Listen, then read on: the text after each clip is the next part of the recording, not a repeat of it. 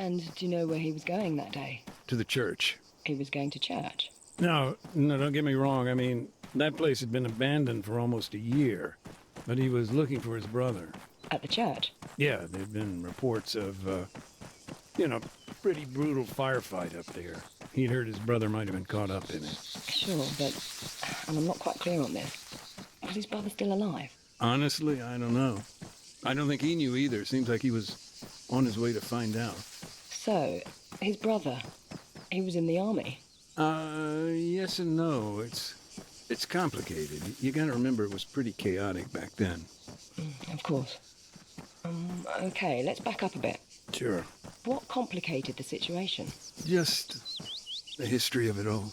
His brother had been a recruit in the Alta's armed forces, boot camp, basic training, you know. Well, this is back when NATO was still keeping the peace. But after U.S. forces pulled out, apparently he deserted. Do you know why? No, I know they argued a lot about it. Was he upset that his brother had deserted? Oh, no, he was no fan of the government. I mean, by that time, very few people were. What, then? I think he was just, I don't know, sick of all the violence. Didn't want to see his brother get caught up in all that. In what? More bloodshed.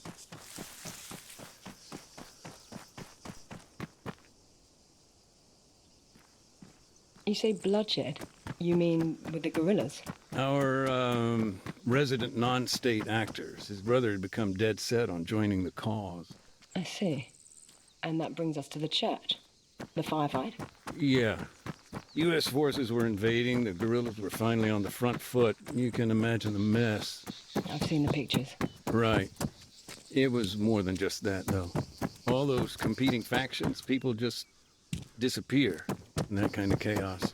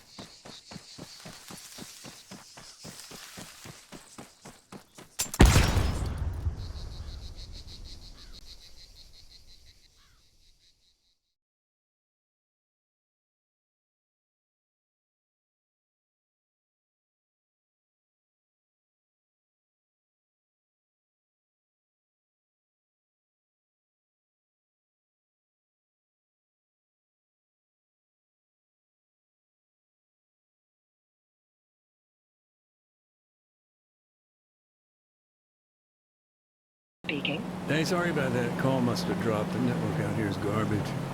No problem. It's understandable. Are you still driving? Yeah, we're not at the town yet. Hold on a sec. Andy, we almost there.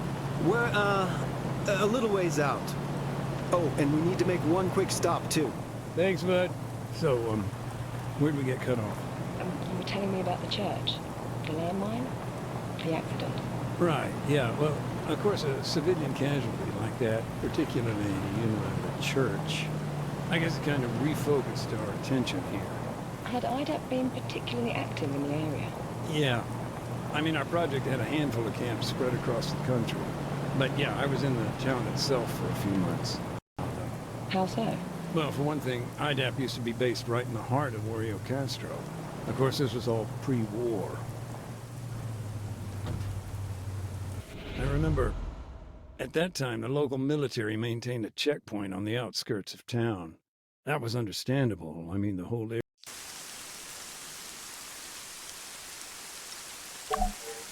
All right, Mac. That's your stuff all laid out here. Hold on just a sec, Kate. I need to get set up. Take your time.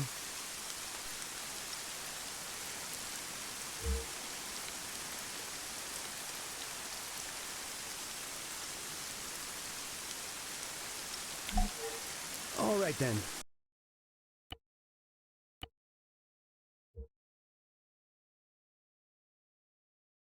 Still working? You remember how to switch it on, right?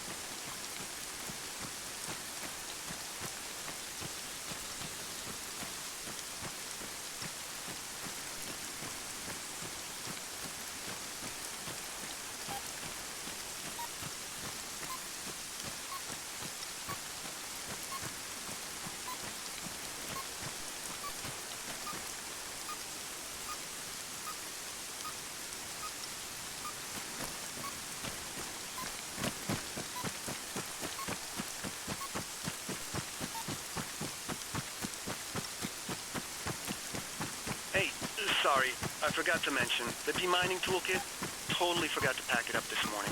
That's no big deal. We're just locating the mines for now. Just keep me posted. Are you free to talk, Nathan? Sure. For now, I'm just sweeping the road for mines, getting a lay of the land, you know. The detector lets us see what we're dealing with here. I can work and chat.